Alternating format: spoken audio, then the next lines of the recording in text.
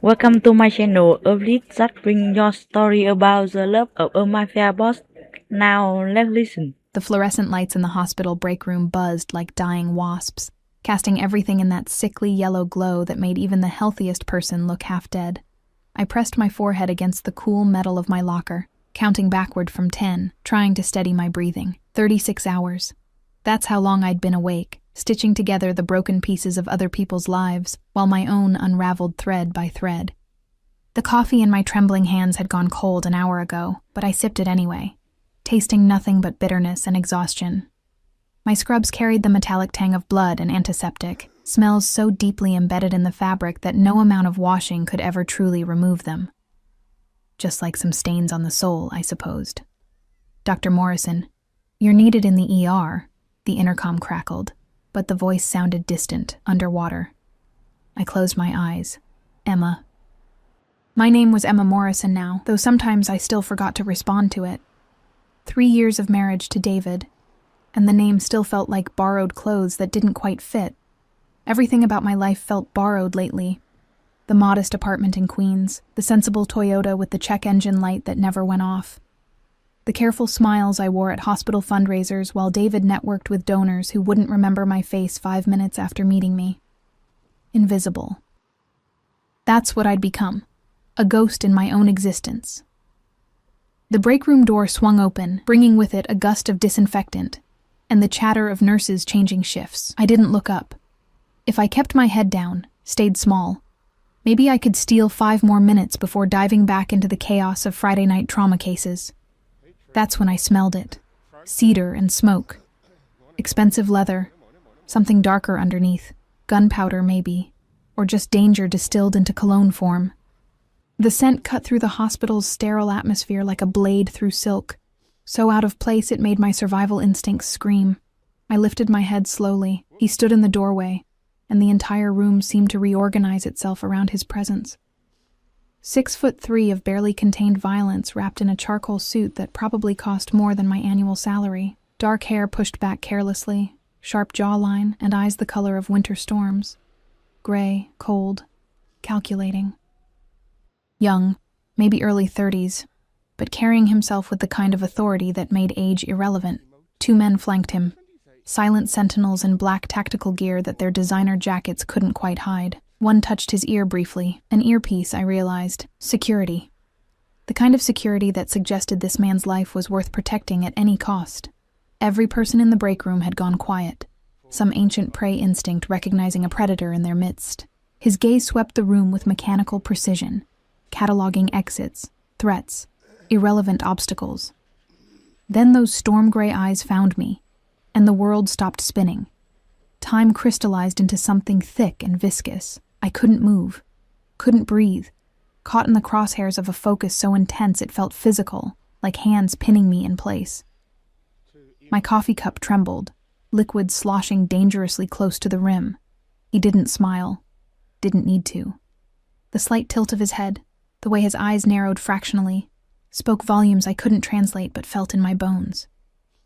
One of his guards whispered something, but he raised a single finger, a gesture so minimal yet so absolute that the man fell silent immediately. The power in that tiny movement made my stomach clench. This wasn't someone who asked for respect. He commanded it like breathing. "Dr. Morrison," he said, and my name in his mouth sounded like a verdict. His voice was smooth, cultured, with the barest hint of an Italian accent that curled around his consonants like smoke. "A moment of your time." It wasn't a request. My colleagues' eyes burned into my back. I could feel their confusion, their curiosity, their sudden desperate need to become invisible themselves. Smart people. They recognized what I was only beginning to understand.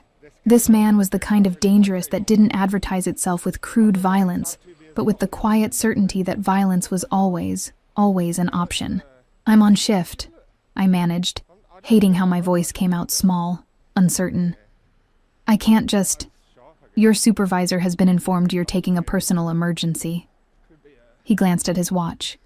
Patek Philippe. My brain supplied uselessly, the kind that costs a house. "You have the next 2 hours cleared." How did he? But the question died on my lips, because of course he did. Men like this didn't make requests without ensuring compliance first. The world bent around them, rearranged itself to accommodate their whims. I should refuse, should call security, should scream, should do anything except what I did next. I stood. My legs felt disconnected from my body as I walked toward him, each step an act of will against every instinct screaming at me to run. He didn't move, didn't break eye contact, waiting with the patience of something apex and immortal. Up close, he was devastating. Not handsome in any conventional sense. His features were too sharp, too severe, carved from marble in winter, but devastating nonetheless, in the way a storm or a wildfire is beautiful, even as it destroys. "After you," he murmured, gesturing toward the hallway with one elegant hand. I noticed his knuckles then, scarred. The kind of scarring that comes from hitting things, or people, repeatedly. The hospital corridor had never felt so much like a gauntlet. His guards moved with us, one ahead scanning, one behind securing our flank. Other staff pressed themselves against walls as we passed, eyes wide, conversations dying mid-sentence. The man beside me commanded space like gravity, and everyone else simply orbited. "Where are we going?" I whispered. "Somewhere private." He touched my elbow, barely, just his fingertips against the thin fabric of my scrubs. But I felt that touch like electricity. "Somewhere we can talk without interruption." Every rational cell in my body screamed danger, but I kept walking. Maybe it was exhaustion. Maybe it was the absolute certainty in his voice that suggested refusal wasn't truly an option. Or maybe some dark part of me whispered it was the first interesting thing to happen to me in 3 years of sleepwalking through life. We rode the elevator to the parking garage in silence. The confined space made his presence overwhelming. That scent of cedar and danger, the heat radiating from his body, the way his guards positioned themselves to create a barrier between him and the elevator doors, protecting him from threats I couldn't even imagine. "You don't recognize me," he said suddenly, studying my reflection in the polished steel doors. "Should I?" "Perhaps not. You've been careful. Or your husband has been careful for you." Something dangerous flickered through his expression, keeping you locked away in his modest little prison, invisible to anyone who might remember. The doors opened. A black Mercedes SUV waited directly in front of the elevator, engine running, windows tinted so dark they looked like portals to nowhere. Another vehicle idled behind it. More security. This wasn't a man who traveled without an army. "I need you to understand something, Doctor." "Morrison," he said as his guard opened the rear door. "What I'm about to show you will change everything. Your marriage, your life, your understanding of who you really are." My heart hammered against my ribs. "I don't get in the car, Emma." My name again, but different this time, intimate. Like he'd been saying it for years in private moments, not like we were strangers in a hospital parking garage, like he owned it, owned me, owned whatever came next. I should run, should scream for help, should do literally anything except climb into that vehicle with a man whose name I didn't even know. "Who are you?" I breathed. He smiled then, and it was the most terrifying thing I'd ever seen. Beautiful and brutal and full of dark promises. "Dante Caruso," he said, as if the name should mean something, as if it changed everything. And maybe it did, because somewhere in the cobwebbed corners of my memory, bells started ringing. Caruso.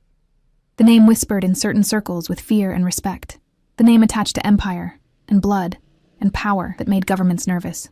"Why?" My voice cracked. "Why are you here? What do you want from me?" "Not from you, Emma." He leaned closer, his breath ghosting against my ear. "For you. There's footage you need to see. Something your husband has been hiding. Something that concerns both of us." "David? That's impossible. He's just a hospital administrator. He doesn't—" "Get in the car," Dante repeated, softer now, almost gentle. But that gentleness was somehow more threatening than any raised voice. "Come alone. Don't tell your husband. Not yet. Not until you understand what he's done." The world tilted sideways. "David, with his careful smiles and his budget spreadsheets and his weekend golf games. David, who barely looked at me anymore, who worked late every night, who sometimes came home smelling like perfume that wasn't mine. What footage? The footage that proves your husband isn't who you think he is. Dante's eyes bored into mine, and I felt myself falling into those winter storms. The footage that proves you're in danger, Emma. That you've been in danger for months, and I'm the only one who can protect you now. Protect me.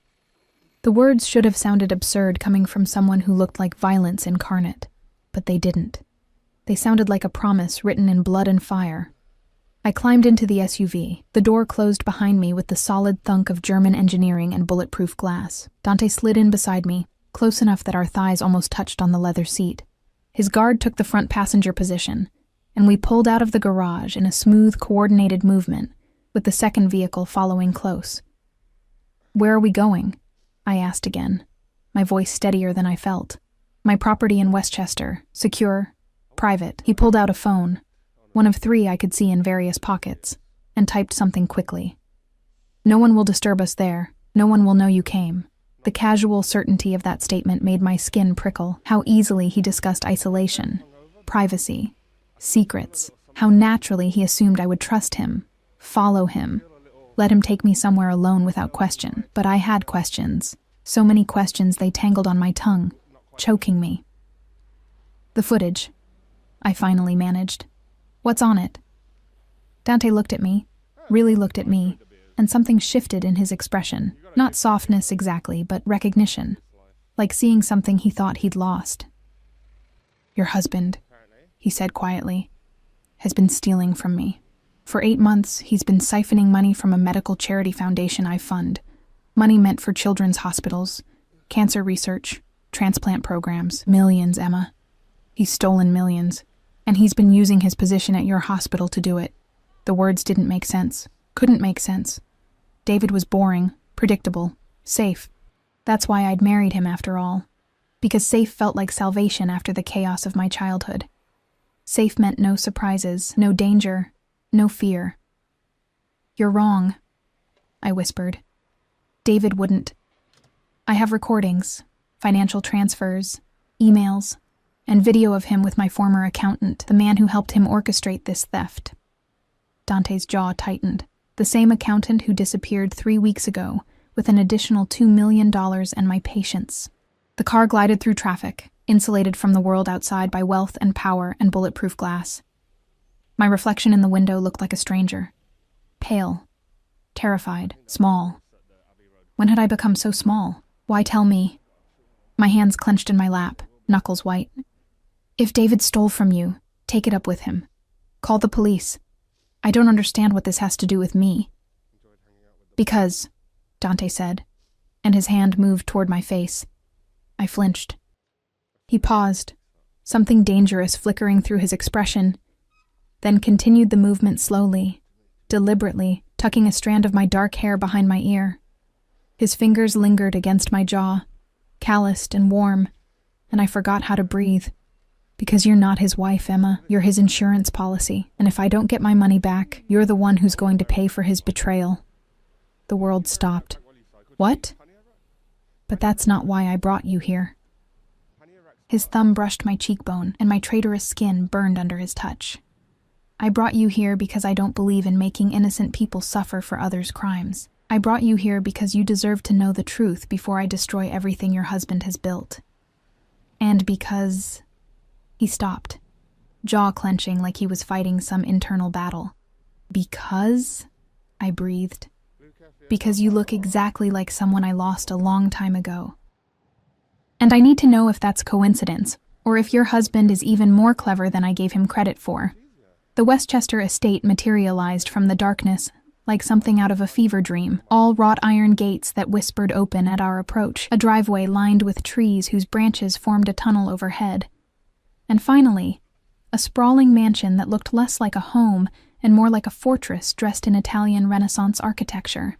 Lights blazed from every window, but somehow the place still felt cold, unwelcoming. A beautiful prison waiting for its next inmate. My hands wouldn't stop shaking. The SUV stopped beneath a covered portico, where 2 more guards waited, earpieces glinting in the golden light. How many people did Dante Caruso employ just to stay alive? How many enemies did a man need to have before he required an army for a simple drive home? This way.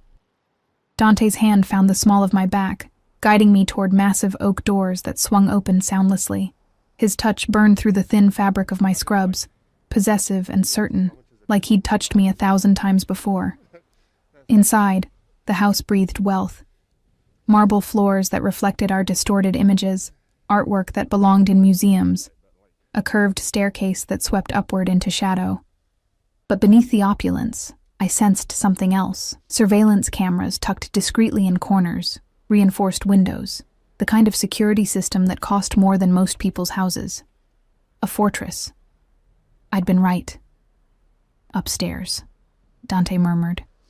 My private office. No interruptions. His private office. Alone.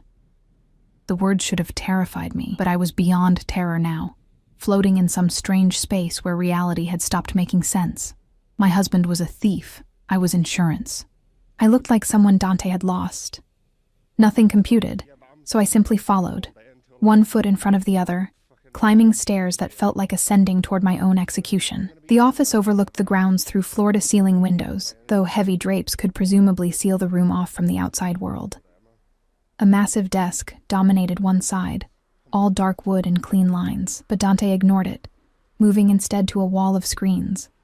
6 monitors arranged in a grid, currently dark.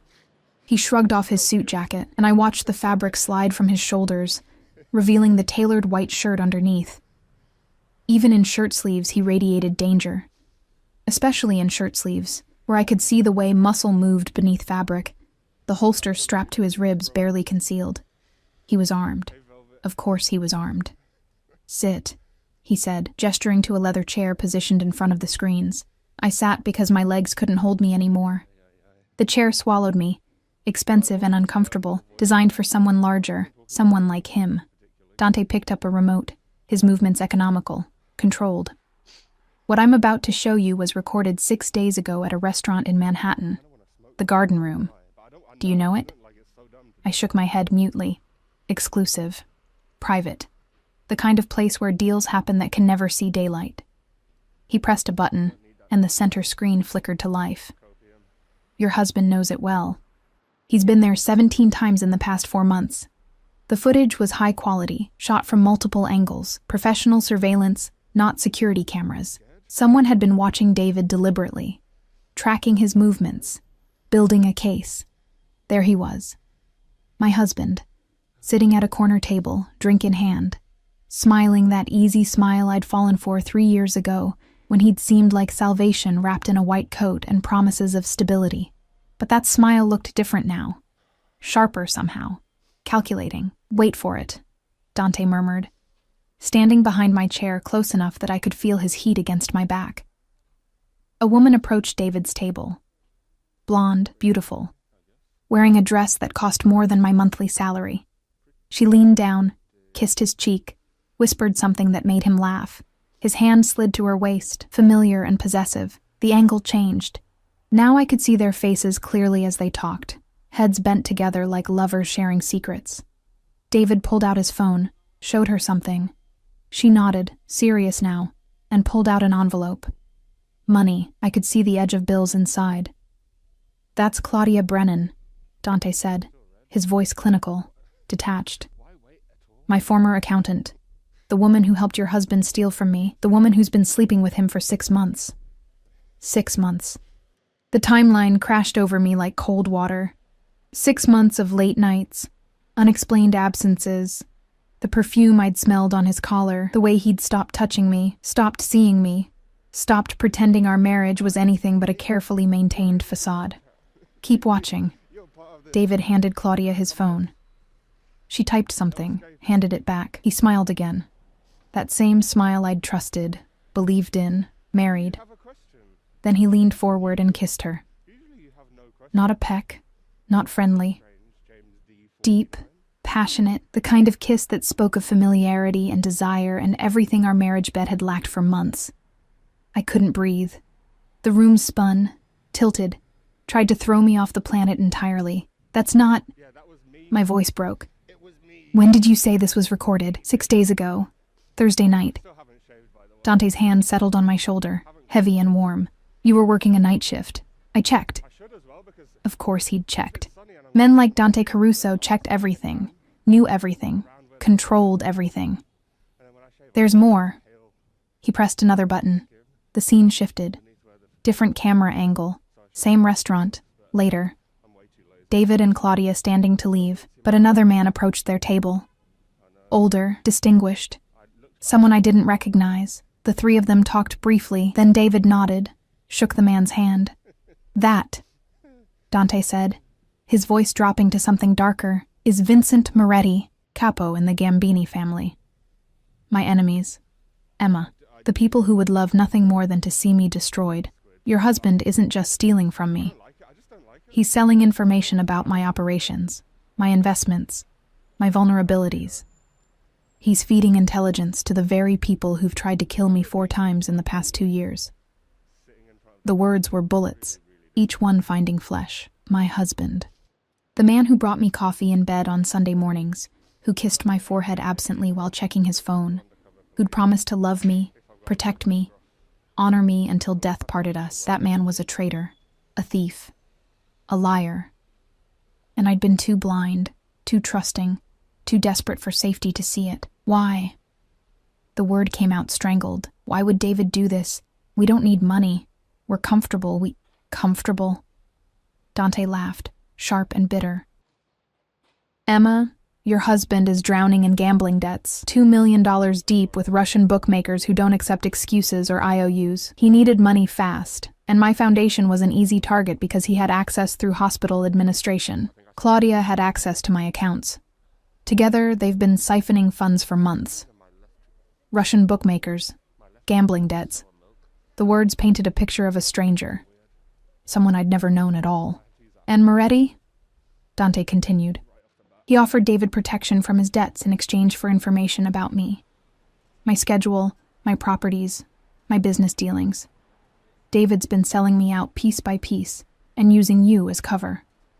The devoted wife, the hard-working doctor, the perfect camouflage for his double life. I pressed my hands to my face, trying to hold myself together, but I could feel the cracks spreading, my entire world fracturing along fault lines I'd never suspected existed. I don't understand. Tears burned my eyes, but I refused to let them fall. Not here. Not in front of this dangerous stranger who watched me with eyes that saw too much. What does any of this have to do with me? If David stole from you, make him pay. Turn him over to the police, to the FBI, to whoever handles this kind of thing. Why drag me here? Why show me this? Dante moved around the chair until he stood in front of me, blocking the screens, blocking everything except him. He crouched down, bringing himself to my eye level, and the movement was so unexpected, so intimate, that I forgot to breathe because 2 weeks ago, David took out a life insurance policy on you. He said quietly, $5 million, with himself as the sole beneficiary. The floor dropped away. What? He forged your signature on the paperwork. I have copies. Dante pulled out his phone, a different one than before, and swiped through screens until he found what he wanted. He held it up, and I saw my name, my signature, all perfectly replicated on insurance documents I'd never seen before. This is insane. I shook my head violently. David wouldn't. He's not. This doesn't make sense. It makes perfect sense. Dante's voice remained steady, implacable. David needs money to pay his debts and to run away with Claudia, but Moretti wants more than information. He wants leverage over me, something that would hurt me personally. And somehow, your husband figured out that you're valuable to me. How could I possibly be valuable to you? I shouted, hysteria climbing my throat. I don't know you. We've never met before today. Haven't we? Dante reached out slowly, telegraphing the movement, giving me time to pull away, but I didn't. Couldn't. His fingers traced my jawline, tilted my face toward the light. Look at me, Emma. Really look. I looked. Storm gray eyes that seemed to hold centuries of darkness and pain. Sharp features softened only by thick lashes and a mouth that might have been sensual if it ever truly smiled. Dark hair falling across his forehead, one curl more stubborn than the rest. You don't see it, he murmured. But I do. Every time I look at you, I see her. Sophia, my sister. The world stopped spinning. Your sister? She died 7 years ago. His hand dropped away, and he stood abruptly, turning his back to me.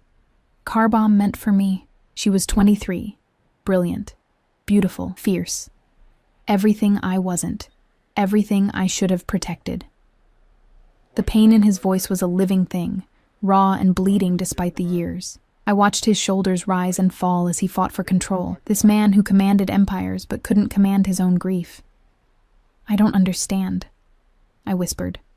What does your sister have to do with me? You look exactly like her, Emma. He turned back, and his eyes were haunted. Same dark hair, same green eyes, same delicate bone structure. When I first saw your photo in David's personnel file 6 months ago, I thought I was losing my mind. I had you investigated, discreetly, carefully. Your background, your family, your entire life. Investigated. The word should have made me angry, violated, but I was too numb to feel anything except cold. And my voice sounded like it belonged to someone else. And nothing. You're not related to my family, just a coincidence. A cruel trick of genetics and fate. He moved closer again, crowding my space, his presence overwhelming, but David knew. Somehow, he discovered the resemblance and saw an opportunity. If he could arrange your death, make it look like an accident, he'd collect $5 million and simultaneously destroy me emotionally. 2 birds, 1 stone. You're saying my husband wants to kill me. The words came out flat, disbelieving. To pay his gambling debts and hurt you. Yes, that's insane. That's survival. Dante crouched again, capturing my cold hands in his warm ones. Emma, listen to me. David has already made arrangements. The policy is active. He's been researching accidents, car crashes, home invasions, medical errors during surgery. I've intercepted communications between him and certain specialists, people who handle problems permanently. His thumbs stroked over my knuckles, and I watched the movement like it was happening to someone else's hands, someone else's life. You have to be wrong, I breathed. David's boring, safe. He's an administrator, not a murderer? Dante's smile was bitter. Everyone's capable of murder, Emma. Given the right motivation, the right pressure, the right price. Your husband has all 3. I pulled my hands free, stood on shaking legs, stumbled away from him toward the windows. Outside, the grounds sprawled in manicured perfection, security lights casting everything in harsh relief. A beautiful prison. That's what I'd thought when we arrived, never knowing I'd been living in one all along. Why are you telling me this? I pressed my forehead against the cool glass. Why not just handle it yourself? Men like you don't need permission or help. You could make David disappear. Why involve me at all? Silence stretched behind me, heavy and dangerous. Then I felt him. Not touching, but there. Close enough that his heat warmed my back. Close enough that his breath stirred my hair. Because I don't make innocent people suffer for others' crimes, he said softly. And because you deserve a choice, Emma. You deserve to know the truth before I dismantle everything David has built. Before I take back what's mine, and make him pay for his betrayal. I turned, and found myself trapped between the window and Dante's body, his arms caging me in without touching. This close, I could see the faint scar along his jaw, the shadow of stubble, the way his pupils dilated slightly as he looked at me. What choice? I whispered. What are you offering? Protection. The word was a vow. Come with me. Let me keep you safe until David is handled. After, you're free to go wherever you want. Start over, rebuild. I'll give you money, new identity if needed, anything you require. But right now, tonight, you cannot go back to him. You cannot pretend you don't know what I've shown you. And if I refuse, if I go home and confront David myself, something dangerous flashed through Dante's eyes. Then you'll be dead within 48 hours, and I'll have lost someone who looks like Sophia all over again. And Emma? His hand rose, cupped my face with surprising gentleness. I won't survive that twice, so please. Choose to live. Choose to let me protect you. The rawness in his voice undid me. This man, this criminal, this dangerous stranger, was asking, not demanding, asking for permission to save my life, because I reminded him of his dead sister. Because somewhere beneath the violence and power, he was still human enough to hurt. I don't even know you, I said. But my voice lacked conviction. No, he agreed. But you don't know your husband either, not really. So choose the devil you can see, Emma. Choose the one who's been honest with you, who's shown you the truth even when it hurts. Choose me. Outside, thunder rumbled in the distance, a storm approaching, bringing rain and cleansing and change. I looked into Dante Caruso's eyes and saw my reflection, small, frightened, lost. But I also saw something else. Interest, protection, possession. Like I was something precious he'd found and refused to lose again. Okay, I breathed. Okay, I'll stay. But I need to call David, tell him I'm covering a shift, something. If I just disappear. No. Dante's fingers tightened fractionally against my jaw. No contact. He can't know where you are, can't know you know. Not yet. Not until I've secured everything. He'll worry. He'll look for me. Let him. The words were cold, final. Let him panic. Let him wonder if his plan has already gone wrong. Fear makes people careless, Emma. And I need David careless right now. This was madness. Running away with a mafia boss. All of it. Hiding from my husband.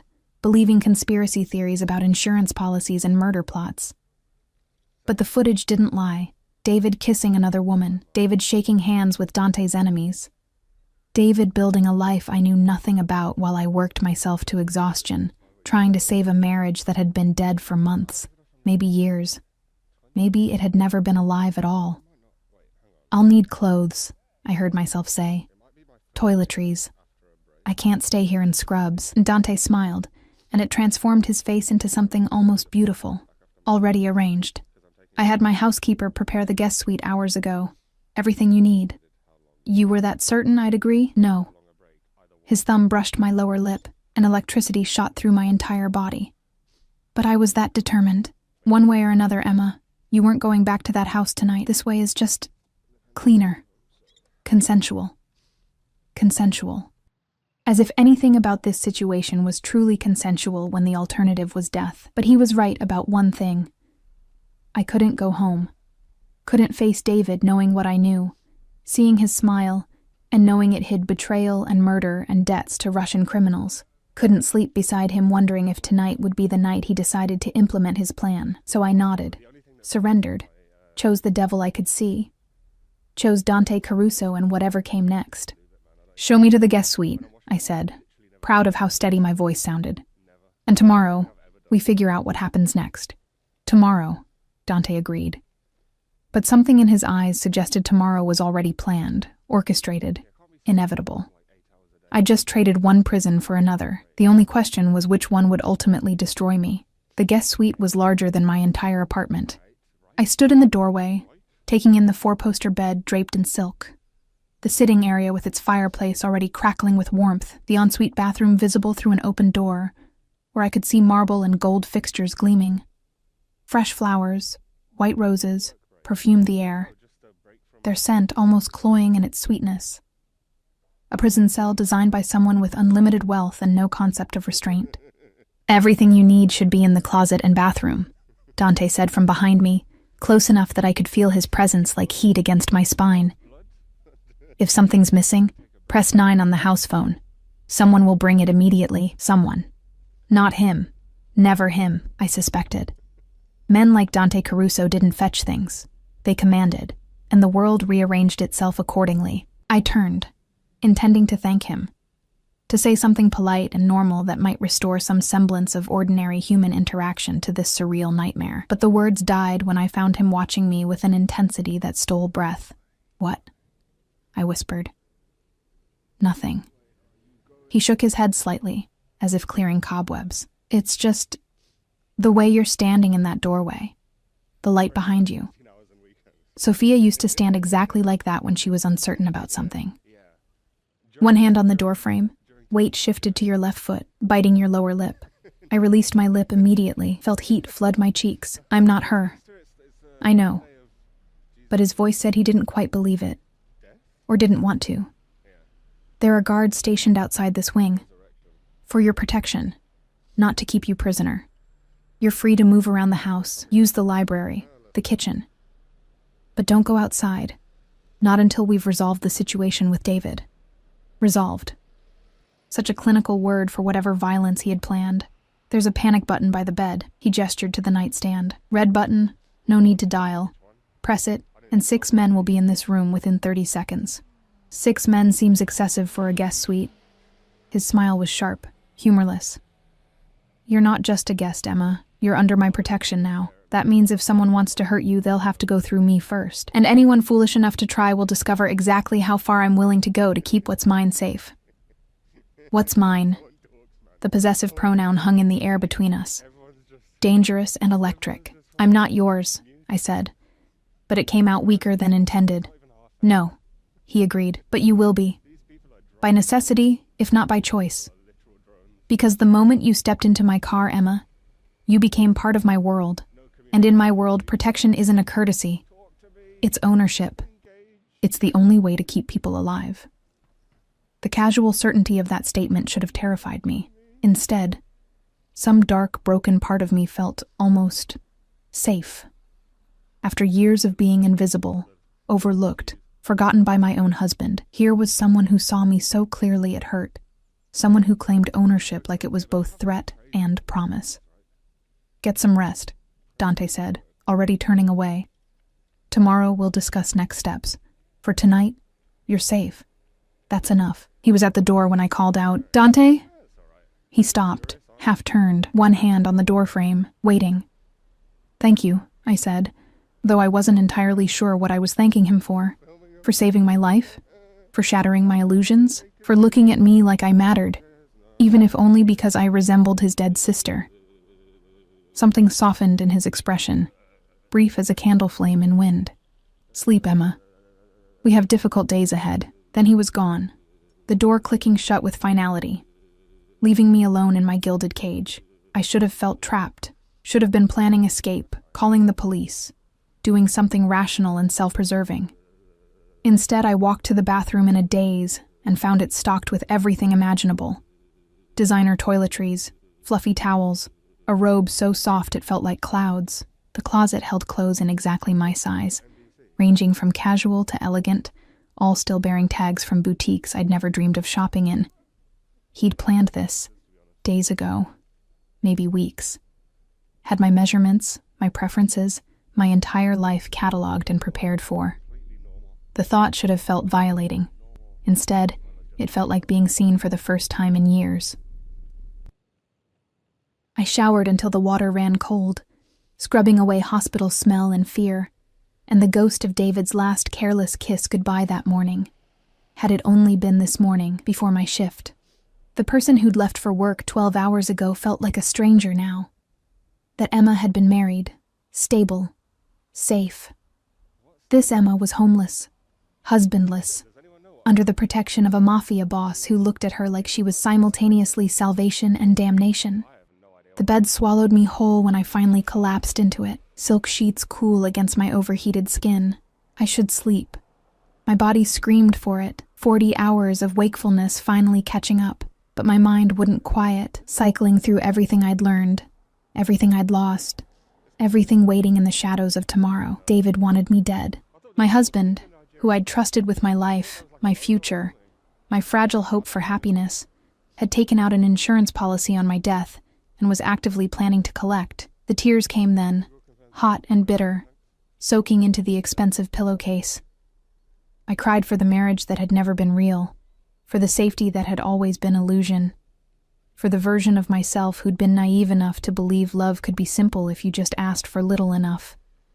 I'd asked for so little, a modest life, a faithful husband, someone to come home to who wouldn't leave or disappoint or destroy. And even that had been too much to expect. Exhaustion finally dragged me under sometime before dawn. but my dreams were full of storm-gray eyes and the scent of cedar and smoke. Morning came with soft light filtering through curtains I didn't remember closing, and the smell of coffee so rich it pulled me from sleep like a siren's call. I sat up, disoriented, finding a tray on the nightstand that definitely hadn't been there when I'd passed out, coffee in a delicate china cup, fresh croissants still warm from the oven, fruit cut into perfect pieces, and a single white rose in a crystal vase, a note in bold, masculine handwriting. Join me for breakfast when you're ready. Third door on the left, downstairs. I should have been unsettled by the intrusion, by whoever had entered my room while I slept to deliver this. Instead, I found myself reaching for the coffee, savoring its dark perfection, while I processed waking up in a stranger's mansion under threat from my own husband. The clothes in the closet fit perfectly. Designer jeans that hugged my curves, a soft cashmere sweater in deep green that made my eyes look brighter than they had in years. Even the underwear was my size, tasteful and expensive. Being known this thoroughly should have felt invasive. Instead, it felt almost tender, like being cared for by someone who paid attention to details. I found the dining room easily, following the scent of food and the low murmur of voices. The third door on the left opened into a sun-drenched space overlooking gardens that probably required a full-time staff to maintain. A long table dominated the room, but Dante sat at one end in casual clothes, dark jeans, a fitted black sweater that emphasized his build, reading something on a tablet. He looked up when I entered, and that focus locked onto me like a physical force. "You slept," he observed, setting the tablet aside. "Good. You needed it." Someone came into my room. I took the seat adjacent to him, close but not too close. My housekeeper. Rosa has been with my family for 30 years. She's discreet, trustworthy, and armed. He poured coffee from a silver carafe into a cup waiting at my place. No one enters this house without being vetted and trained. Your safety isn't negotiable. Armed housekeeper. Of course. Because normal people's housekeepers carried dusters and vacuum cleaners, but Dante Caruso's probably carried Glocks and knew 17 ways to kill someone with a teaspoon. "Did you sleep?" I asked, noting the faint shadows under his eyes. "Some." He gestured to the spread of food that appeared almost immediately. Someone had been watching, waiting for my arrival. I had calls to make, arrangements to finalize. "What kind of arrangements?" Dante's smile was predatory, the kind that ensure your husband doesn't get to implement his plan. "I've had eyes on him since last night. He called you 17 times, Emma. Left 12 voicemails, each one more frantic than the last." My chest tightened. "What did they say?" "You want to hear them?" I nodded, not trusting my voice. He pulled out his phone, a different one again. How many did he have? And pressed play. David's voice filled the dining room, and I flinched at its familiarity. Hey, it's me. Where are you? The hospital said you left early for a personal emergency. Are you okay? Call me back." The next one, an hour later. "Emma, seriously, I'm worried. This isn't like you. Please call. I'm coming home to check on you."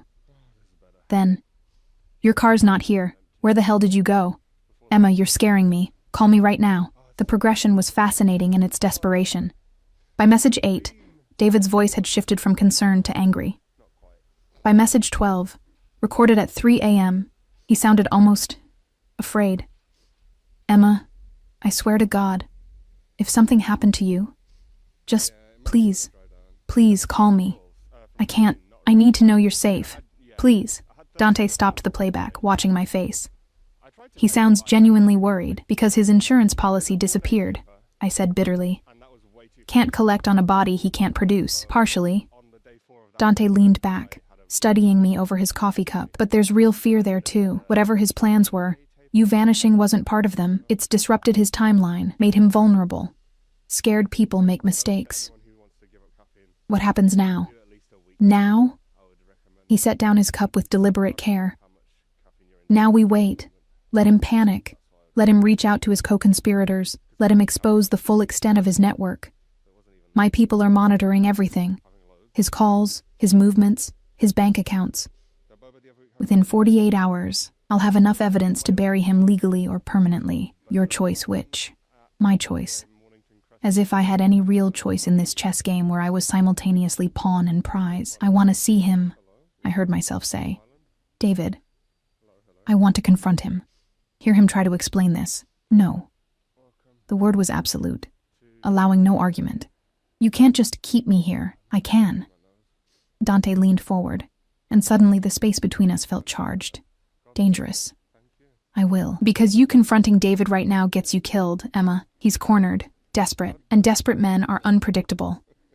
Until I've neutralized the threat, you stay here, under my protection, alive. This is insane. I stood abruptly, chair scraping against marble. I can't just hide here forever while you... What? Wage war against my husband? This isn't some movie, Dante. These are real lives, real consequences. You think I don't know about real consequences? He stood too, moving around the table with predatory grace. I've lived with consequences every day for 7 years. I watched my sister's car explode because she was in the wrong place at the wrong time. Because I wasn't careful enough, wasn't thorough enough in eliminating threats. I know exactly what happens when you underestimate enemies, Emma. I live with that failure every single day. The raw pain in his voice stopped my retreat. We stood there breathing hard, the air between us crackling with tension that wasn't entirely about anger. I'm sorry, I whispered, about your sister. But I'm not her, Dante. You can't keep me locked up trying to save someone who's already gone. I know you're not her. His hand rose, cupped my face with that same surprising gentleness from the night before. But you could die just as easily. And I can't watch that happen again, not when I have the power to prevent it. His thumb traced my cheekbone, and I felt that touch everywhere, a current running through my entire body.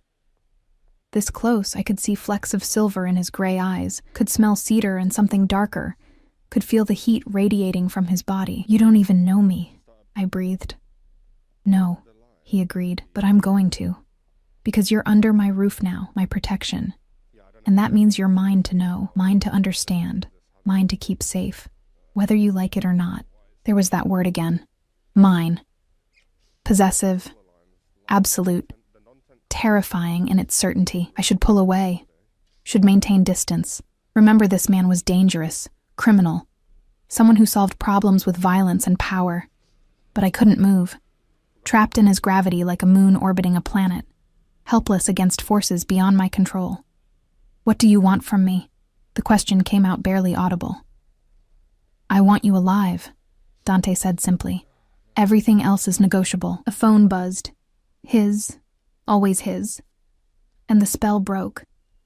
He stepped back, distance creating space to breathe again, and answered in rapid Italian that I couldn't follow. But I watched his expression darken, watched his free hand curl into a fist. When he hung up, his eyes found mine with new intensity. What? I asked, fear climbing my throat. David filed a missing persons report an hour ago. He's claiming you're emotionally unstable, possibly suicidal, that you've been struggling with depression from work stress. Dante's jaw clenched. He's building a narrative, Emma. If you turn up dead now, he has the perfect explanation. The overworked doctor who couldn't handle the pressure. The tragic accident that was really just suicide. I finished, the word tasting like poison. He's going to make my murder look like suicide.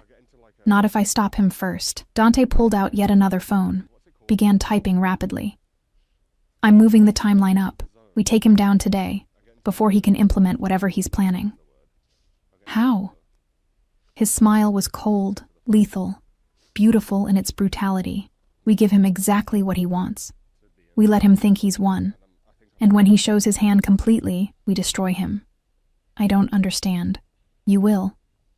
He tucked the phone away, moved back into my space with purpose. But first, I need you to trust me. Can you do that, Emma? Can you trust me to keep you safe while we burn your husband's world to the ground? Trust. Such a simple word for such an impossible ask. Trust the mafia boss. Trust the criminal. Trust the man who looked at me like I was simultaneously treasure and ghost. But what choice did I have? David wanted me dead. Dante wanted me alive. The math was simple, even if the implications were devastating. Yes, I whispered, I trust you. The words felt like surrender and salvation all at once. Dante's hand found my waist, pulled me flush against him in a movement so sudden I gasped. His other hand tangled in my hair, tilting my face up to his, and for one breathless moment I thought he might kiss me. Instead, he pressed his forehead to mine, breathing hard, his control visibly fraying. "You have no idea what you're doing to me," he murmured. "What it means, having you here." Seeing Sophia's face looking back at me, but knowing you're someone else entirely. Someone I can actually save this time. "Dante, stay close today," he interrupted, pulling back before I could finish whatever thought had been forming. "Don't leave my sight. We're about to poke a very dangerous bear, and I need to know you're protected every second." "What are you going to do?" His smile promised violence and vengeance in equal measure. "I'm going to let your husband know you're with me. And then we're going to watch his entire carefully constructed world collapse like the house of cards it always was. The war room, because that's what it was, despite Dante calling it his office, hummed with controlled chaos by midday. 6 monitors displayed various camera feeds, financial records, intercepted communications. 3 men in dark suits worked laptops at a side table, updating Dante in low voices about movements, transactions, patterns. I sat in the corner, watching the orchestration of my husband's downfall like watching a particularly brutal documentary. "There," one of the men said, pointing to a screen. "Morrison just withdrew $40,000 in cash from 3 different ATMs. Dante leaned forward, studying the footage of David. My David, except he'd never been mine at all, moving from machine to machine with the jerky desperation of a cornered animal. "Running money," Dante murmured. "He's preparing to bolt." "What about the woman? Claudia Brennan hasn't been seen since yesterday. Her apartment's dark, no movement. Either she's hiding or she's already dead." Dante's voice held no emotion. "David's eliminating loose ends. The accountant who helped him steal. The mistress who knows too much. And then, me," I finished quietly. "I'm the biggest loose end of all." Dante's eyes found mine across the room, and something fierce blazed in them. "He can try." Marco, one of Dante's senior men, cleared his throat. "Boss, we could just grab him now, make him disappear. Problem solved." "No." Dante straightened, rolling his shoulders like a predator preparing to strike. "I want everything documented, recorded, admissible in court if necessary. I want David Morrison destroyed so thoroughly that even his death wouldn't give him escape from what's coming. Legal first. Then if that fails, we discuss alternatives." The casual way he discussed murder should have horrified me. Instead, I felt a dark satisfaction blooming in my chest. David had planned my death with the same cold calculation. Why shouldn't I watch his destruction with equal detachment? When had I become this person? When had my capacity for violence grown teeth? "Send him a photo," Dante said suddenly. "Time-stamped, geotagged from this location. Emma, come here." I stood on shaking legs, crossed to where he waited by the windows overlooking the grounds. The afternoon sun painted everything gold and deceptive, beauty masking the ugliness of what we were doing. "Stand beside me," Dante instructed. When I hesitated, his hand found my waist, pulled me against his side with possessive certainty. "Closer. I want him to see exactly how under my protection you are." His arm around me felt like steel wrapped in silk, unyielding but not uncomfortable. I fit against him perfectly, my head barely reaching his shoulder, his body radiating heat that made me want to lean closer despite everything. Marco raised a phone, snapped several photos. In the first, I looked terrified, small against Dante's imposing presence, but in the second, something had shifted. Dante had leaned down, murmured something I didn't catch, and I'd looked up at him. The resulting image captured something dangerous, his hand possessive on my waist, my expression caught between fear and something that might have been trust, or longing, or the beginning of Stockholm Syndrome. We looked like lovers, like I belonged to him. "Perfect," Marco said, already typing, sending now with a message. "She's under my protection. If you want her back, you'll have to negotiate. Meet me tonight, 8 p.m., Pier 47.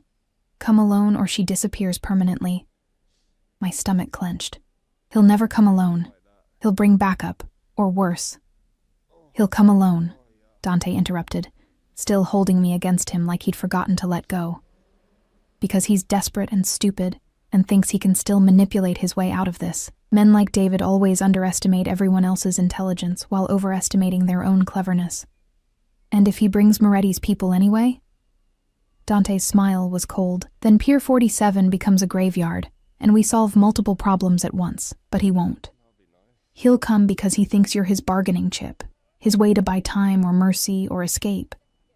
He doesn't understand yet that the moment you stepped into my car, he lost every single advantage he thought he had. Marco's phone buzzed. He responded. Says he'll be there, demands proof of life, wants to talk to her. No. Dante finally released me, moved to his desk with predatory grace. Tell him he gets nothing until tonight. He shows up, follows instructions. Maybe he gets to walk away from this alive. Maybe. The threat hung in the air like smoke. I watched Dante work, issuing orders in English and Italian, coordinating what amounted to a military operation. Men would be positioned around the pier, cameras recording everything, legal witnesses if needed. Every detail planned, every contingency covered. This was his world. Power and violence and absolute control, executed with the precision of a surgeon and the ruthlessness of a warlord. And I was standing in the middle of it, watching my old life burn while this dark prince fanned the flames. Emma. Dante's voice cut through my spiraling thoughts. Go to the library. Rest. This will take hours to arrange properly, and you don't need to watch every detail. I want to stay. The words surprised me, but once spoken I knew they were true. This is my life we're dismantling. I should witness it. Something shifted in his expression. Respect, maybe, or recognition. All right. But eat something. You've had nothing but coffee all day. As if summoned by his words, Rosa appeared with a tray of sandwiches, fruit, water. She set it down without speaking, but her dark eyes assessed me with the thoroughness of a bodyguard evaluating threats. When she left, I realized she'd positioned the tray so I'd have to sit in a specific chair, the one with the best sight lines to both doors and the furthest from windows. Even the housekeeper thought tactically. Of course she did. The afternoon bled into evening while I watched Dante orchestrate vengeance with the focus of an artist creating his masterpiece. He barely ate, barely paused, every movement economical and purposeful. Sometimes he'd glance at me, as if checking I was still there, still real, still safe. Those glances felt possessive and protective in equal measure. I should have been planning my next move, thinking about what came after tonight, after David was handled. But I couldn't think past the way Dante looked in the fading light, sharp features cast in shadow, power radiating from him like heat from a forge. Dangerous. He was so dangerous, and I was starting to crave that danger like oxygen. It's time, Marco said at 7:30. Teams are in position. The pier is secure. Dante nodded, then turned to me. You're staying here. Like hell I am. I stood, surprising myself with the vehemence. I need to see this. Need to face him. Too dangerous. You'll be there. Your army will be there. I'll be safer at that pier than I've been in my own home for months. I crossed to him, invaded his space the way he'd been invading mine all day. Please, Dante, don't make me hide for this. Let me witness the end of my marriage with my own eyes. His jaw clenched, muscles working as he fought some internal battle. If you come, you stay in the car. Bulletproof glass, armed guards. You watch through cameras, not in person. Those are my terms. Non-negotiable. It was more than I'd expected. Okay, thank you. Don't thank me yet. His hand rose, tucked a strand of hair behind my ear in a gesture that was becoming familiar. After tonight, nothing will be the same. You understand that? There's no going back to who you were before.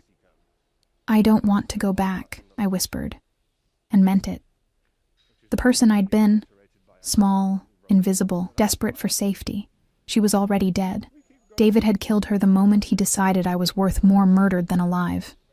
What emerged from those ashes was someone harder, darker, capable of watching her husband's destruction without flinching. Someone who could stand beside a man like Dante Caruso and not feel dwarfed by his darkness. Someone dangerous, The drive to Pier 47 took 40 minutes through evening traffic. I sat in the back of the SUV between Dante and Marco, surrounded by enough firepower to start a small war. 2 additional vehicles followed, packed with men whose eyes never stopped scanning for threats. "He's early," Marco reported, checking his tablet.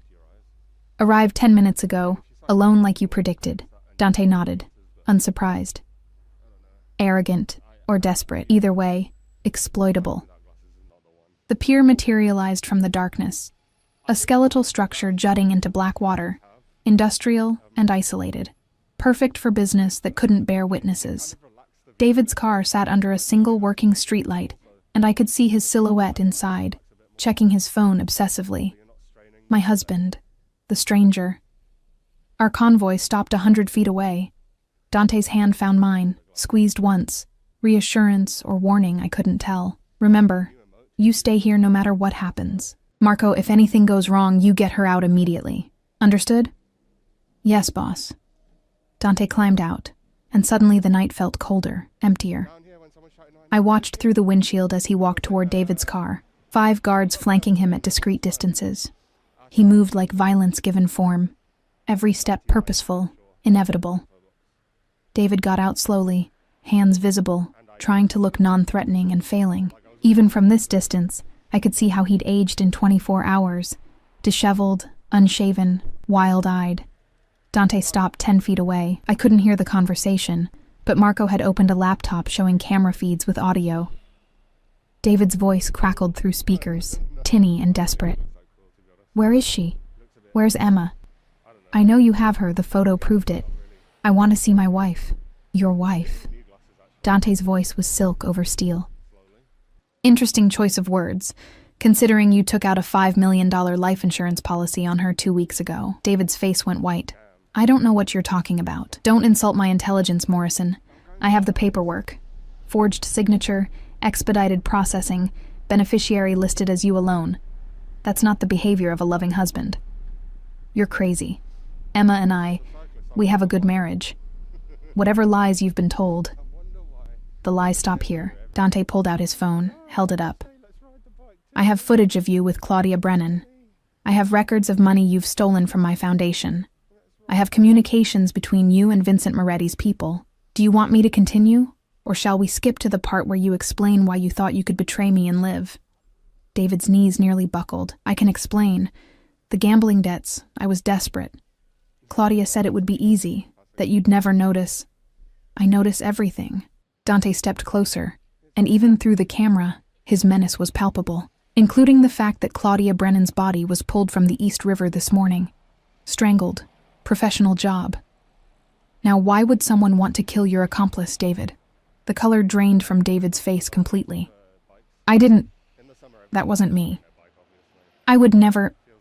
"No? But you'd kill your wife? Stage it as suicide or an accident? Collect the insurance money? Pay off your debts and disappear? That murder was within your capabilities?" "No." David's voice cracked. "I wasn't going to hurt Emma.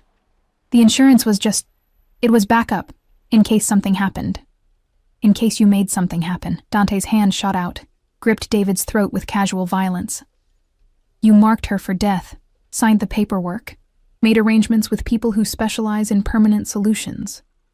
And then you had the audacity to file a missing persons report, plant the seeds for a suicide narrative. Did you think I wouldn't see it? Did you think I'd let you destroy something precious because you're a weak, pathetic gambler who can't control himself?" I couldn't breathe. Watching Dante defend me with such vicious conviction, hearing the rage in his voice at the thought of my death, it did something to my chest, tightened something that had been loose and aching for years. David clawed at Dante's hand, choking. "Please, I'll pay you back, every penny. Just let me go. You'll pay." Dante released him, and David collapsed to his knees, gasping. "But not with money. I'm turning everything I have over to the FBI. Financial crimes, conspiracy, fraud, attempted murder. You'll spend the next 20 years in federal prison, and every single day, you'll remember that you had something precious and destroyed it for gambling debts and a mistress who's now fish food. You can't." David looked up, tears streaming down his face. "Please, Caruso, I have connections. I can make this worth your while. Moretti will pay for Emma. She's valuable to you, right? That's why you took her? We can make a deal. The punch came so fast I barely saw it. One moment David was talking. The next, he was on the ground, blood pouring from his nose. Dante standing over him like an avenging angel. You just tried to sell your wife to your co-conspirators, Dante said softly.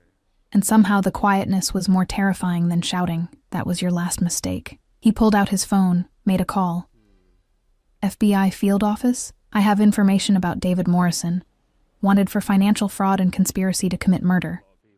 He's currently at Pier 47, unconscious and gift-wrapped for you. I'm sending over evidence files now. You have 20 minutes before I change my mind about handling this legally. He hung up, looked down at David's crumpled form with disgust. Emma deserved better than you, he said. She deserves someone who sees her value, who would burn the world before letting harm touch her. She deserves everything you were too blind to appreciate. Then he turned and walked back toward our vehicle, leaving David bleeding and broken in the dirt. The door opened. Dante slid in beside me, and his eyes found mine immediately.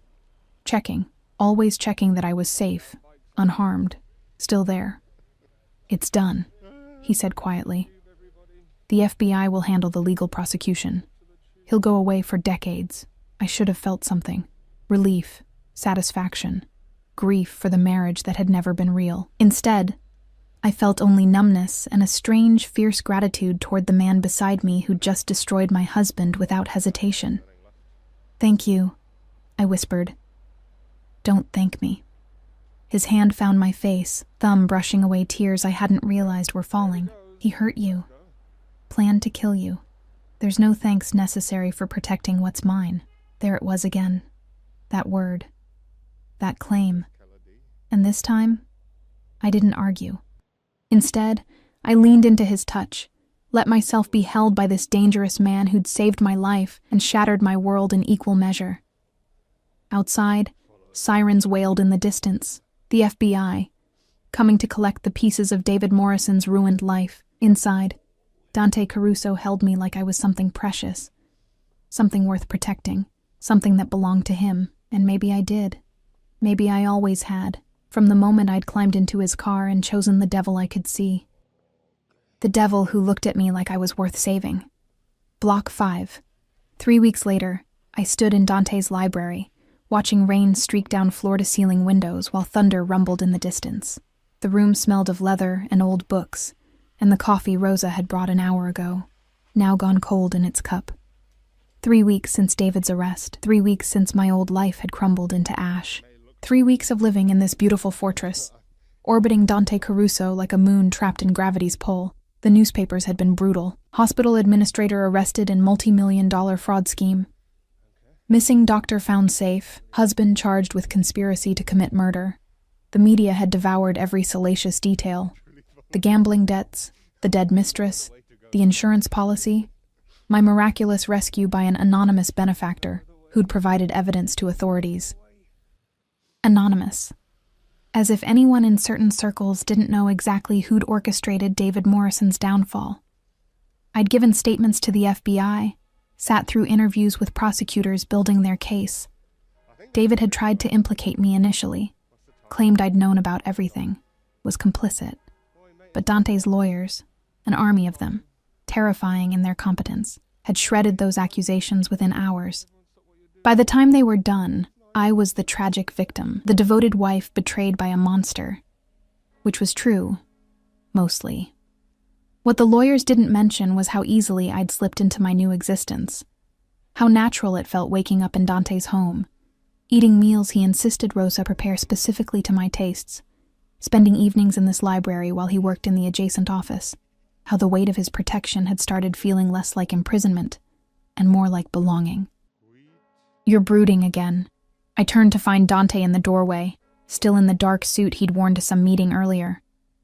He'd loosened his tie, undone the top button of his shirt, and the casual dishevelment made him look younger, more human. Almost approachable if you ignored the gun I knew he carried and the danger that clung to him like cologne. Just thinking, I said. Dangerous habit. He crossed to the bar cart, poured 2 glasses of whiskey without asking if I wanted one. I'd learned he did that, made decisions for me, anticipated my needs before I voiced them. It should have been infuriating. Instead, it felt like being known. He handed me a glass, our fingers brushing in the exchange. That simple touch sent electricity up my arm, the same current that had been building between us for weeks. Unspoken, undeniable, dangerous in ways that had nothing to do with violence. The prosecutor called, Dante said, settling into the chair across from mine. Trial date is set, 6 months from now. They're confident about conviction. The evidence is overwhelming. Good. I sipped the whiskey, welcomed its burn. He deserves whatever he gets. He deserves worse. Dante's eyes darkened, but prison will have to suffice. I promised you legal resolution. I keep my promises. He did. In 3 weeks, I'd learned Dante Caruso was many things: ruthless, possessive, capable of casual violence, but he never lied. Never made promises he couldn't keep. There was a strange honor in that, a code that governed his darkness. What happens now? I asked the question that had been haunting me for days. After the trial, after everything's settled, what happens to me? Something shifted in Dante's expression, muscles tightening along his jaw. What do you want to happen? I don't know. I set down my glass, wrapped my arms around myself. My marriage is over. My apartment was in David's name. I can't go back there. The hospital is uncomfortable with the publicity. They've suggested I take extended leave. Everything I built, everything I thought was my life, it's all gone. Not gone. Dante leaned forward, elbows on his knees, focus laser sharp on my face. Transformed. You have money now? I made sure David's assets were frozen, the life insurance policy canceled. You'll receive restitution from the criminal proceedings. You could go anywhere, do anything. Start over completely. Start over. The phrase should have excited me. Instead, it felt hollow. Where would I go? The question came out smaller than intended. I don't have family. My friends were really David's friends. The hospital was my whole world, and now even that feels tainted. Where does someone go when everything they knew was a lie? Dante stood abruptly, moved to the windows, presenting me with his back. Rain continued its assault on the glass. Nature's violence contained safely outside while we navigated the more dangerous storms brewing inside. You could stay, he said quietly. Here, with me. My heart stopped, restarted at double speed. What? I have properties around the world, security, resources, anything you could need. You could continue your medical career or not, your choice, but you'd be safe, protected, provided for. He turned, and the vulnerability in his eyes stole my breath. You could stay, Emma, if you wanted. As what? I stood too, needing to be on my feet for this conversation. Your charity case? The woman you saved who looks like your dead sister? No. He crossed to me in 3 strides, and suddenly we were too close, breathing the same air, his heat overwhelming. Not charity, not replacement, as mine. There was that word again, the one that had haunted me for weeks, whispered in dark corners of my mind while I tried to sleep in the guest suite that had started feeling like home. I don't understand what you're offering, I whispered. Neither do I.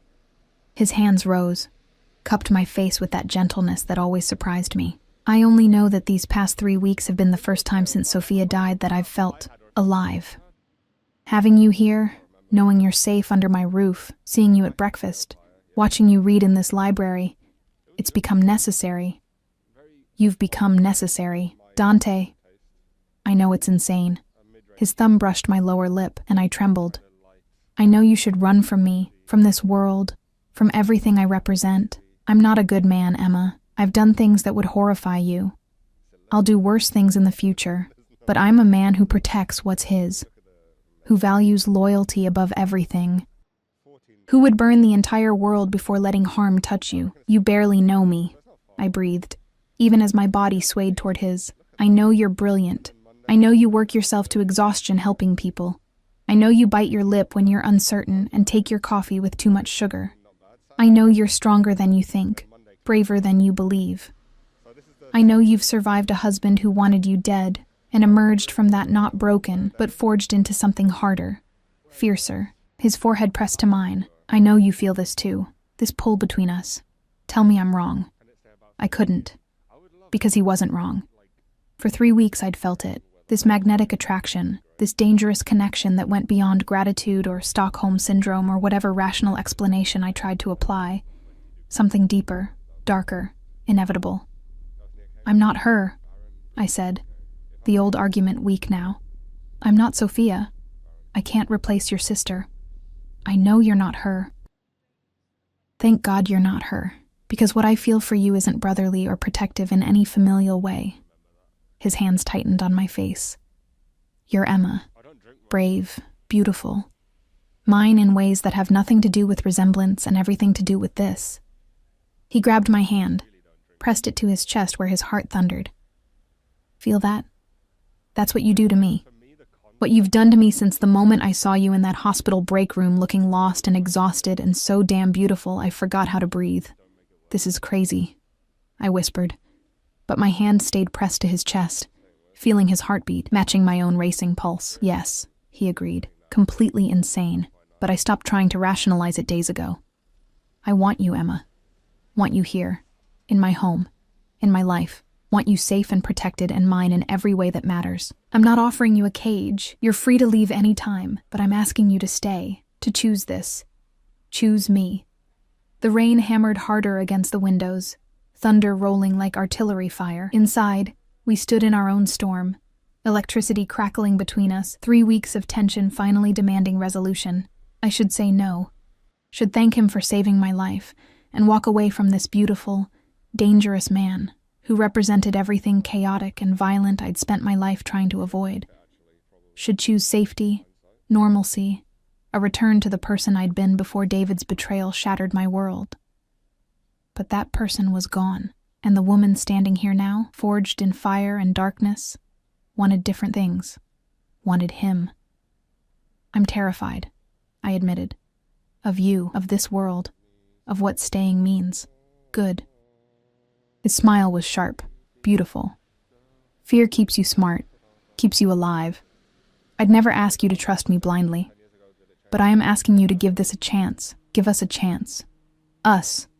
The word felt foreign and right simultaneously. What would it look like? I asked. If I stayed?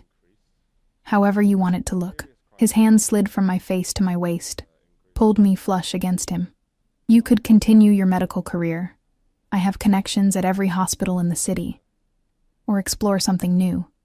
Travel, study, anything. You'd have your own space, your own life, but you'd come home to me, sleep in my bed, wake up beside me, be mine in every way that matters. And if it doesn't work, the practical question, the last defense against this insanity, then you leave with enough money to start over anywhere you want. No strings, no recriminations. I told you. You're not a prisoner, Emma. You're a choice I'm making every day. I'm just asking you to choose me back.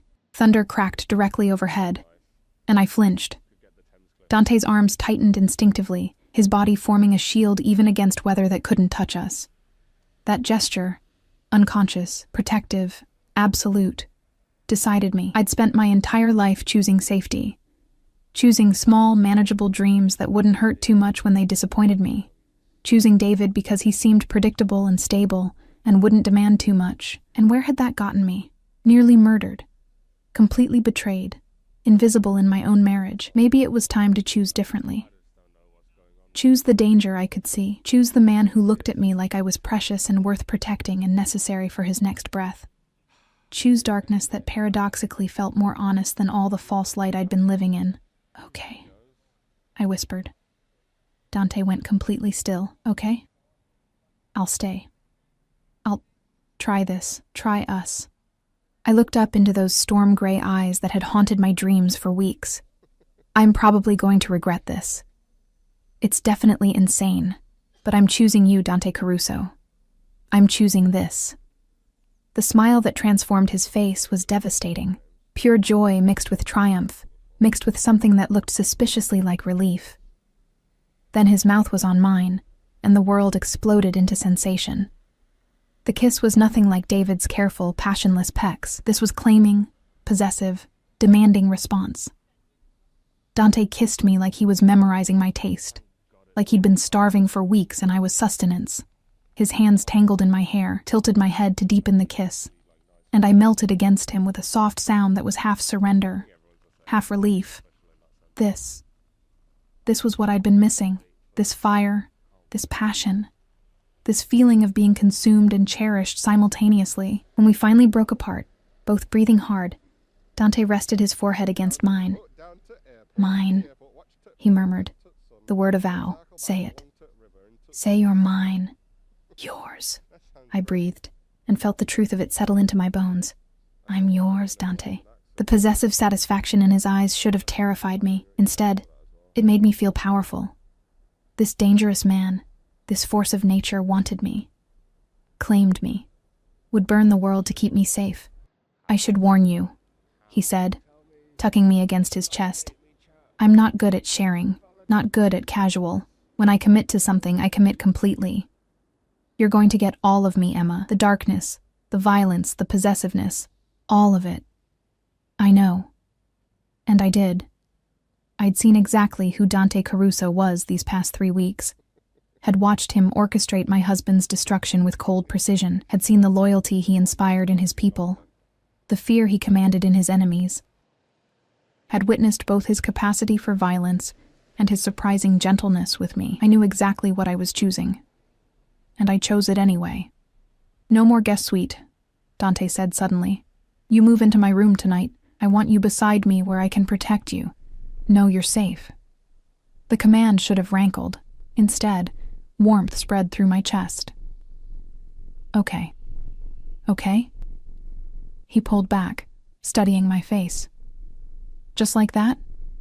No argument about boundaries or taking things slow? We're past slow. I reached up, traced the scar along his jaw. You've had me investigated, know everything about me. I've lived in your house for 3 weeks. We destroyed my husband together. I think we can skip the slow part.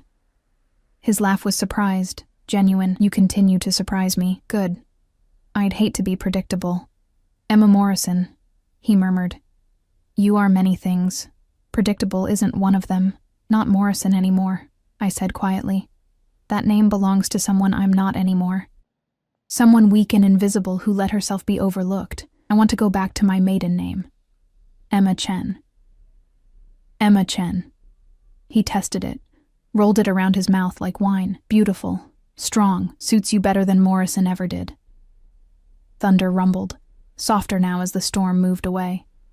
But the one between us was just beginning, a different kind of storm. One built on attraction and danger and the tentative hope that maybe, somehow, we could build something real from the ashes of my old life. Dance with me, Dante said suddenly. There's no music. There doesn't need to be. He pulled me close, one hand on my waist, the other clasping my hand, and began swaying gently. When I was young, my mother used to dance with my father in the library just like this. No music, just them, shutting out the world. I softened against him, let him lead me in this slow, intimate waltz to thunder and rain. You never talk about your family. They're mostly gone now. My parents died 10 years ago in a plane crash. Sophia, 7 years ago. I have cousins, distant relatives, but no one close. No one who matters. He pressed a kiss to my temple. Until now. Until now. Until me. The weight of that responsibility should have crushed me. Instead, it felt like purpose. Like mattering to someone again. Like being seen completely and chosen anyway. We danced until the rain stopped. Until the storm cleared and left the world washed clean. When Dante finally led me upstairs to his bedroom, our bedroom now, I didn't hesitate, didn't second guess, just followed this dangerous man who'd saved my life and stolen my heart in equal measure. His room was masculine, minimal, dominated by a massive bed and windows overlooking the grounds. He'd had my things moved in already, my clothes in the closet, my toiletries in the bathroom, my books on the nightstand. Presumptuous, arrogant, and somehow perfect. I knew you'd say yes, he said, catching my expression. Call it confidence or wishful thinking. I couldn't stand another night knowing you were down the hall. So close but separate. I needed you here. Possessive, I murmured. Completely. He pulled me against him, nuzzled into my neck. Get used to it. I don't share, Emma. Not you, not ever. You're mine now, and I take care of what's mine. I should have bristled at being claimed so thoroughly. Instead, I relaxed into his hold, let myself be enveloped by his strength. After years of being invisible, overlooked, forgotten, being possessed felt like being treasured. We slept tangled together that night, Dante holding me like I might disappear if he loosened his grip, and maybe I might have, if some part of me hadn't been clinging just as tightly back. 6 months later, I stood in a courthouse wearing a designer suit Dante had insisted on buying, watching David receive his sentence. 23 years in federal prison for fraud, conspiracy, attempted murder. His lawyers had tried everything: plea deals, cooperation agreements, character witnesses. But the evidence was overwhelming, and the judge showed no mercy. David's eyes found mine across the courtroom as they led him away in handcuffs. Once, I would have seen my husband, my future, my safe choice. Now, I saw only a stranger who'd tried to kill me. A weak man who'd gambled away everything for debts, and a mistress, and shortcuts he'd thought would save him. Good. Dante murmured beside me, his hand finding mine. It's done. Over. And it was. The trial had lasted 3 weeks, but the verdict took the jury only 4 hours. David Morrison was going away for decades. The money he'd stolen had been recovered, the life insurance policy voided, his reputation destroyed beyond repair. Justice. Legal. Final. Absolute. Outside the courthouse, reporters swarmed, but Dante's security created a barrier, guided us to the waiting car. I'd learned to navigate this world. The cameras, the questions, the constant presence of guards, had learned to hold my head high, meet the world's curiosity with quiet dignity, had learned to be Dante Caruso's partner in every way that mattered. How do you feel? He asked once we were sealed in the SUV, privacy glass separating us from the driver. Free, I said, and meant it. Finally free. Good. He pulled me against him, kissed my temple. Because I have something to ask you, and I wanted you completely untethered from the past first. I pulled back, studied his face. There was nervousness there, actual nervousness on Dante Caruso's normally implacable expression. What? He reached into his jacket, pulled out a small velvet box. My heart stopped. I know it's fast, he said, flipping open the box to reveal a ring that probably cost more than most people's houses. A perfect diamond surrounded by emeralds that matched my eyes. I know we've only been together 6 months. I know you might want more time. But Emma, I've wasted enough time in my life, lost enough people. I know what I want, and I want you. Permanently. Legally. Mine in every way the world recognizes. Dante, marry me. The words weren't a question but a plea. Not because you need protection or security. Not because I saved you, but because these 6 months have been the best of my life. Because you make me want to be better, do better, build something lasting instead of just surviving. Because I love you, Emma Chen, completely, possessively, permanently. Marry me. Love. He'd never said it before. We'd skirted around the word, implied it through actions and possession, and the way we clung to each other in the dark. But hearing it now, raw and honest and vulnerable, broke something open in my chest. I love you too, I whispered, tears streaming down my face. God help me. I love you. You're dangerous and possessive and probably going to drive me insane with your overprotectiveness. But yes. Yes, I'll marry you. The smile that transformed his face was pure joy. He slid the ring onto my finger. Perfect fit, of course, because Dante planned everything, and kissed me with enough passion to fog the windows. Mine, he murmured against my lips. Finally, legally, permanently mine. Yours, I agreed, always yours. And I was. Completely, willingly, forever. The girl who'd wanted safety had found something better, passionate, fierce, all-consuming love with a man who would burn the world to keep her safe. As we drove back to the estate, our home now, in every way, I twisted the ring on my finger and thought about the journey that had brought me here. From invisible doctor, to murdered wife, to mafia princess. From overlooked to obsessed over. From settling for crumbs to demanding the whole feast. David had wanted me dead. Instead, he'd freed me to become someone stronger, fiercer, capable of loving a man as dangerous and complex as Dante Caruso. The irony was beautiful. That night, Dante made love to me with the possessive intensity of a man claiming his future wife, whispering promises against my skin. Protection, devotion, forever. And I gave as good as I got, claiming him right back, this beautiful, damaged man who'd saved me in every way that mattered. We married 3 months later in a private ceremony at the estate, surrounded by Dante's people who'd become my people. Rosa cried. Dante's men looked uncomfortable in formal wear, but pleased for their boss, and I walked down an aisle lined with white roses. Sophia's favorite flower, Dante told me later, his way of including his sister in our happiness. The vows were traditional, but when Dante slipped the wedding band beside my engagement ring and said mine instead of I do, nobody corrected him. Because that's what we were to each other, possession and choice, darkness and light, two broken people who'd found each other in the ashes and decided to build something beautiful. I never went back to medicine. Instead, I founded a charity, using Dante's connections but my vision, focused on helping women escape dangerous relationships, providing resources, protection, new identities when needed, saving other Emmas before they needed rescuing. Dante supported it completely, even when it occasionally put us at odds with certain business associates. "You're my conscience," he'd say, kissing my protests away. "Keep me human, Emma. Keep me worthy of you," as if he wasn't already everything I needed. Years passed. We built a life together, messy, passionate, imperfect but real. Dante's darkness never disappeared, but I learned to navigate it, even embrace it. And my light never dimmed, but it grew fiercer, more confident, backed by the absolute certainty that someone had my back. We had children eventually, 2 daughters who inherited their father's intensity and their mother's compassion. Dante was an impossibly overprotective father, running background checks on preschool teachers and installing security systems in our daughters' bedrooms. But he was also tender, patient, teaching them to be strong and fierce and never settle for being invisible.